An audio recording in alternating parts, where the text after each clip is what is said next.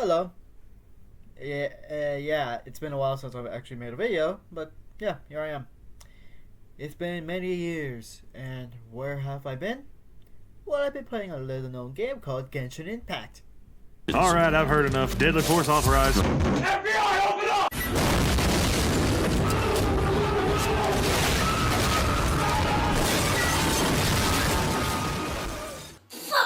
Okay? Wait! I was doing it for a video. This video, where I am giving a matchup for every single playable Genshin Impact character. And here is my mental state after that.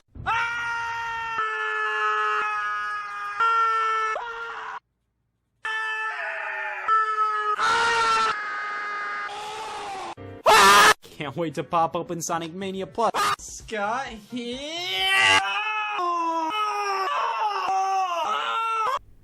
Yeah, imagine trying to make a matchup for a character that doesn't fight. And is just there. Like Dory and Diona. Fuck you. But then there are characters like Jean and Diluc who have been in the world of Teyvat for a long time. And even if there are some recent additions, like those in Sumeru, they have enough story within them and have been in the Argon quests. But then you have like pre-hangout event Beto, where she was just pirate and hot. And that was the only thing you knew about her. And again, there are just some characters that more so exist that are like, oh, so that's how the world functions. Why is that fanboy a god? So before I end up losing my mind even more, let's begin with some starting points. As of writing the script, Genshin is on 3.7, and as of recording, Genshin's on 3.8, with the latest character being Kirara, so no Shara, the future Fontaine characters, Dainsleif, or Arlecchino. This should go without saying, but Aloy won't be there as well. She's a crossover character and doesn't exactly fit in the world of Teyvat. But let's ask ourselves, how many characters are in this? How many characters are in this? You know, how many characters? You know, it should be like 30, 40, maybe 50. There are 68 characters! That is a lot! That is almost as big as the Smash Bros. Ultimate roster! And we are not even in Fontaine yet, which has released 8 characters! 8! 76! 76! 76 characters! We're almost there! And that's not even mentioning like other characters that might be in Fontaine. Who knows who's gonna be in Fontaine? Because we have a post office worker in the fucking 3.7 patch! So we will start in alphabetical order in the regions that we have visited so far. Basically, we will start with the Traveler, then go to Mondstadt, Liyue, Inazuma, and then Sumeru. Those will be the regions. And please do not fucking say, oh, this video is out of date because Fontaine is out, you son of a bitch. Yeah, fuck you. I don't care. I will make a fucking update video if I have to. Don't test me. Do not test. Traveler. Now some of you might be thinking, oh, Traveler versus Byleth, since that was a whole thing back then. And, you know, both are voiced by the same person, Zach Aguilar. Pretty nice guy. Watch his streams. But that's like saying Byleth versus Kakashi is a good matchup. No, it's not. Because I'm sorry, I just can't like a matchup that has forced or outright wrong connections. Because it's just simply trying to justify its reason for being born. So rather than just that, we will have Aether fight Nier from Nier Replicant. And just so people know, some of these have long list of connections that put college essays to shame. So I will be giving up a TLDR, but if you really want to check out these matchups, either Google them or link will be in description or pinned comment, because please do, some of these genuinely deserve some recognition. So here. Two beings that are adventurers that have a strong bond with their sibling, Lumion and Yomna, and got separated by an unknown force, unknown goddess, and Shadowneer, and both met up with a golden companion that they banter with, Paimon and Grimoire Weiss, along with as well as other characters, Genshin Impact Kaz and Kai and Emil. Both can be considered as knights, and both have come into contact with end fight beings who used to be humans, Abyss and Shadows. But overall, they just want to reunite with their siblings, and they have the same VA, and have interacted with higher beings, and fight against the very ones who rule over the law of their world. For the Traveler, they and their twin go against the Heavenly Principles, and Nier fights the Shadow Lord, and even his allies fought against a reboot of the Replicant system and is reunited with them. Oh, if you're wondering about Lumine, I don't know, female knight from Guardian Tales versus Lumine. That sounds good. Albedo, and no, not the horny one, and no, not the emo kid. Albedo! Simply put, he only had like 3 matchups that exist. Robin for Fire Emblem, Edward Elric, and Edward's dad. Yeah, widespread indeed. Let's just go with Edward Elric and just call it a day. I have nothing really funny to say besides funny bunny matchup. Cinderace versus Amber. If you cannot tell the connections just by looking at this thumbnail, you might need some new glasses or a better prescription. You know how hard it was to not purr up against Jack Black from that one rock game? Fucking piece of shit! Anyway, Barbara versus ATC from World of Warcraft. Both of them are highly ranked religious figures within their society, but are also well known and highly regarded musicians with elemental powers.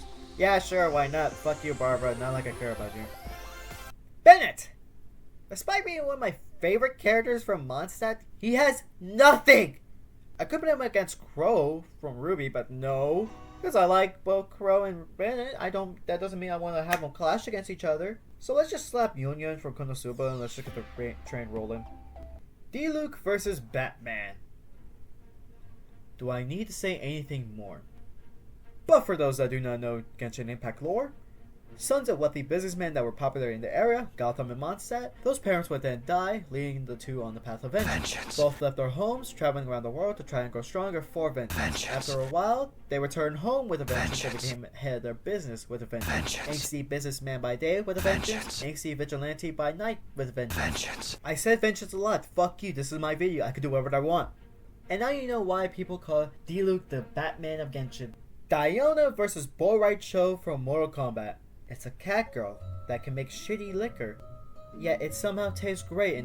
But she hates liquor. Versus a guy whose name is a play on words of the Mexican word that literally translates to drunk, and is someone Diona would hate.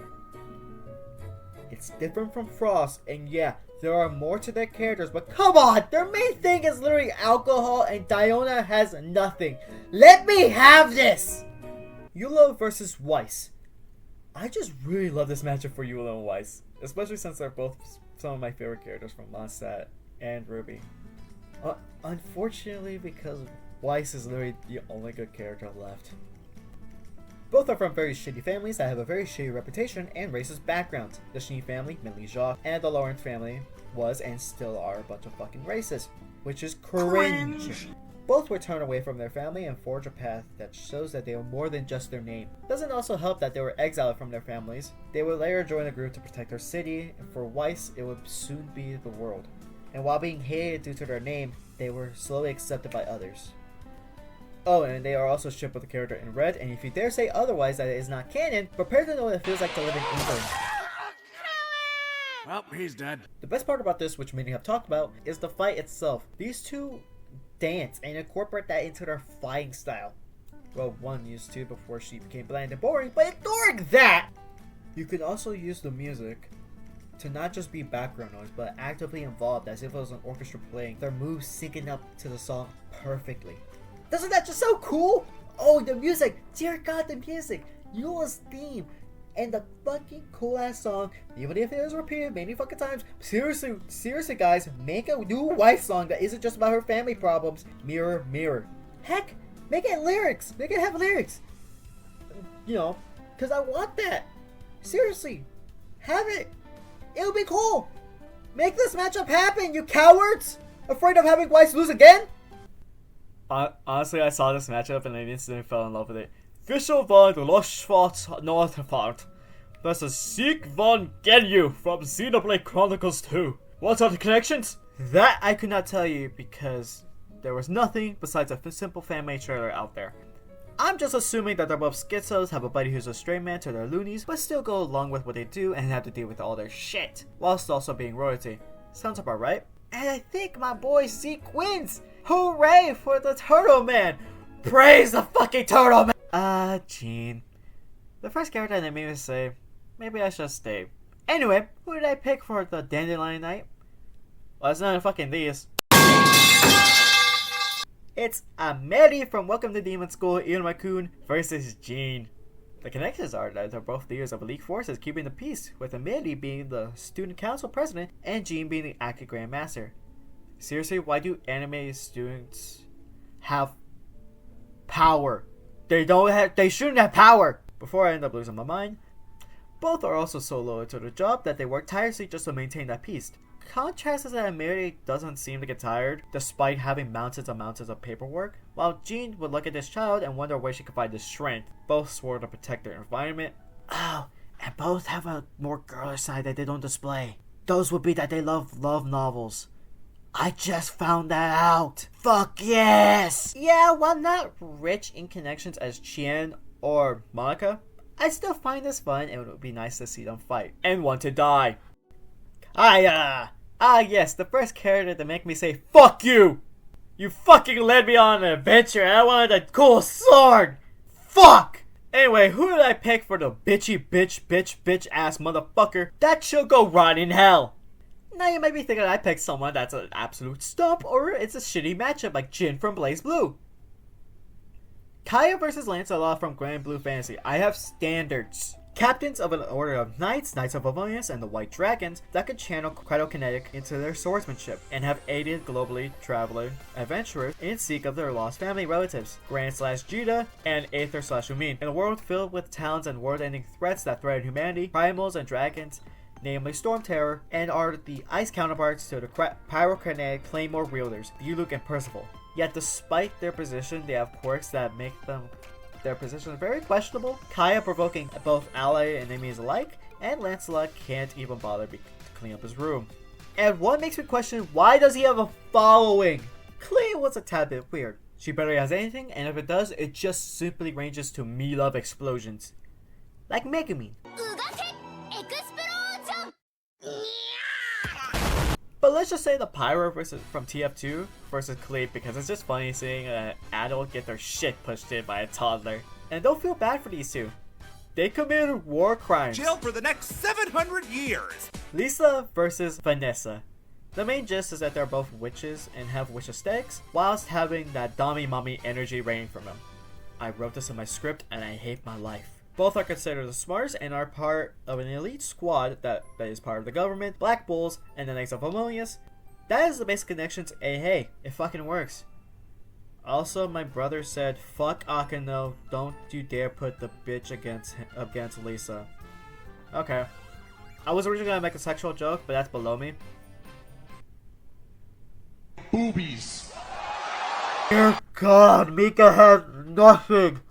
And I had to look for this so badly. Like, legit, I fucking went everywhere just to find a damn Mika matchup. Anyway, Mika versus Ace Ubert. Usher.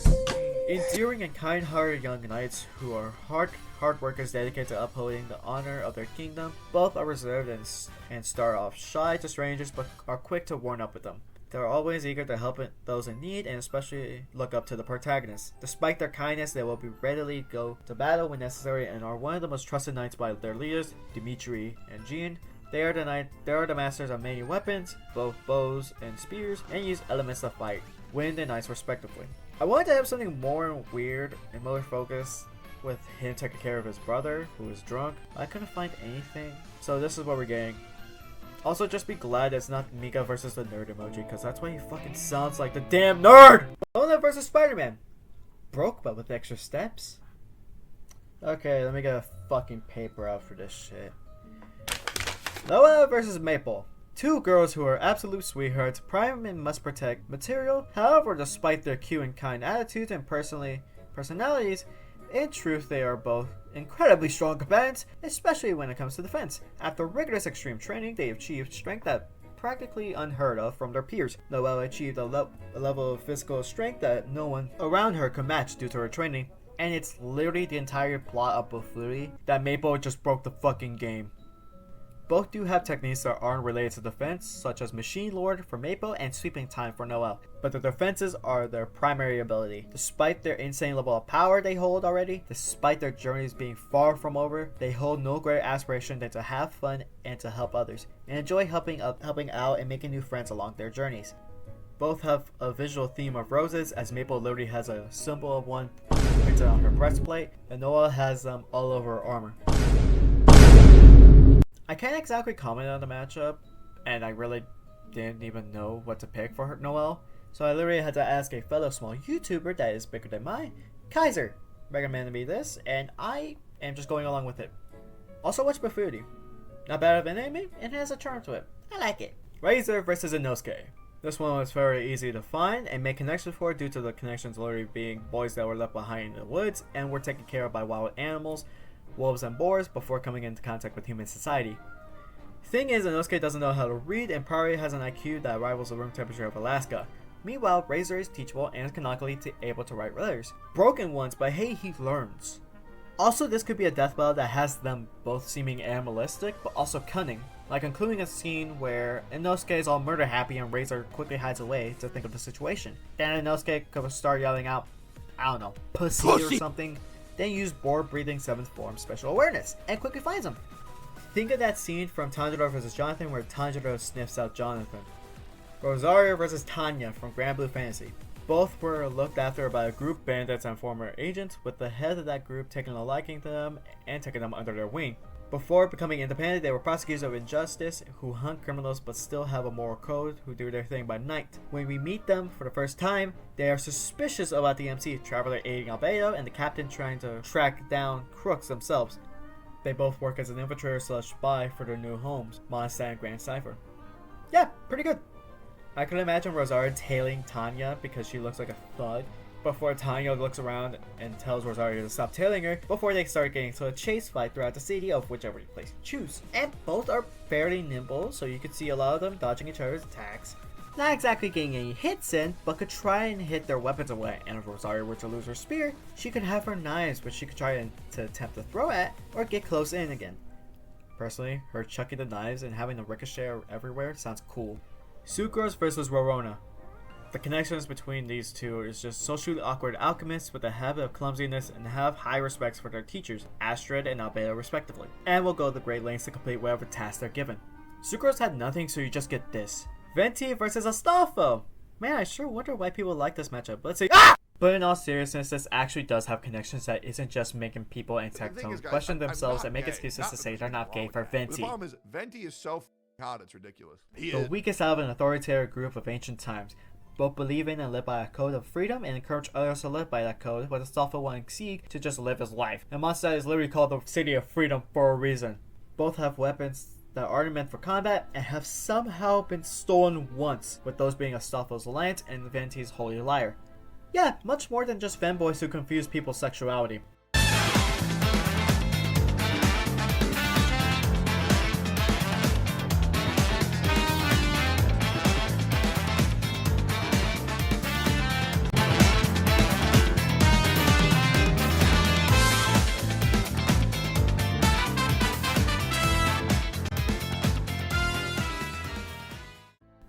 Okay, post me making a script, and I realized that Venti's was the shortest out of all the Archons, so I decided to add in what the fight could be. Of course, they aren't exactly boxers or high flyers, you know, like Dragon Ball characters, so sadly there are no clashing fists or legs, but rather good old-fashioned swinging dick swords and bow.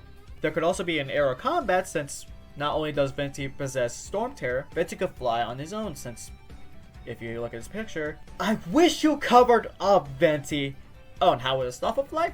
Well, he has his mount, so he could chase after Venti. We could have a scene where Venti disappears and Astolfo looks around before popping up next to him and beginning to sing about a legend of a warrior who fell from the top before Venti pushes that legend off and splat! Yeah, even if I tried, this matchup has nothing very much, but it's a matchup that still works. Oh, and I've also been said to say this word. This is their words, not mine. Sex! Yeah, are now in Liyue, everyone. Yay! Let's start already, because this video is already long enough. Baiju versus Kagaya from Demon Slayer. They sure do be dying from disease that they have had for a long ass time. Die already. Beidou versus Ching Shi Wang from Record of Ragnarok. Finally! A Record of Ragnarok fight! Yes! Easygoing people who have royalty in their titles, with Beidou being called the uncrowned lord of the sea, and Ching Shi Wang is the first emperor. Both are notorious for bringing down a monster, Haishan and Chiyu, for an absurd amount of time, proving themselves as kings. And despite having a rough childhood, being called a plague and bad luck for their village, they became well known all around as the greatest and were acknowledged by the gods. I fucking love this matchup. I could easily see the fight starting off with Ningguang funding Beidou's tournament, you know, the one we're supposed to get the Inazuma boat ride. And Ching Shi Wang enters and immediately challenges Beidou because he walks the path of an emperor. The road is where he leads. And Beidou just accepts and enters the ring. Plus, these two are sort of counter fighters, but aren't afraid of fighting head on. I mean, Shin sort of abandoned the counter style he had and decided to fight Sordo e Pornoamo against Hades, and Beidou, well, that claymore is for something and it isn't just for countering.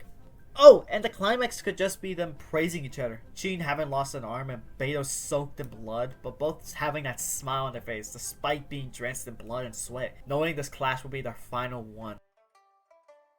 Oh, I'm sorry, I was caught off guard by how hot your aunt is. Chongyun versus Horo Horo. Cheer for short lasses who are ice mages wielding massive weapons and are accompanied by spirits to fight. Simple, but hey, that's really all you need for Chongyun. Ganyu versus Akuretsuko from Akuretsuko. I never watched the show, so I do not know how to pronounce the name. I am sorry if I butchered it. Overworked to the bone animals, Ganyu has goat horns and can be a majestic ass beast, while Akuretsuko is a fucking cat. And the contrast is that Ganyu does it voluntarily and she likes her job enough, and Akuretsuko's whole premise is that she hates her job and she feels like she's worked to the bone. Sure is simple, but she had nothing. And other than Emilia, and I'm not doing Emilia. Kaching versus Yuri from Fire Emblem Three Houses. Purple-haired and eyed magic swordsmen, sharp in tongue, and can come off as dry to others and are members of high-status families. Both hold a leader divinity in very high regard, Rex Lapis and Lady Ray. Both are extremely dedicated to the benefit of their home, which they are ahead of leading in Liyue and the Abyss. With this duty, both are skilled tacticians and are willing to get their hands dirty doing the work themselves. Both believe their home's well-being is left up to their own residents and cannot rely on higher power, who monitor over them. Rex Lapis and Garrick Mach. I can only imagine the fight starting because Yuri's squad is called the Abyss, and there's a thing called the Abyss in Genshin that's bad. Oh, and there's also Spiral Abyss, which is all the reason you need to fight. Fuck the Abyss, by the way. Hutel versus Hanako-kun from Toilet-Bound Hanako-kun. Young-looking, spooky yet cute characters with very similar fashion sense, including cool hats that are related to death and deal with spirits. Hutel being the director of a funeral parlor and Hanako-kun being a literal spirit. Both like to joke a lot and both also have some spirit companions with them. Not to mention that both are experts on sending spirits to the other side and commonly associated with well-known infamous places, the funeral parlor in an abandoned old academia building. Essentially, it's Hutel's only matchup, and it's very nice. Ningguang versus Semiramis from Fey Apotheka. It's better than Scrooge, Jin, and Blitz. Also, fuck you past me. Both are like the Drake song, sorry from the bottom, now we're here, building massive structures before that got destroyed. Pretty much it, and it certainly is a matchup for Ningguang.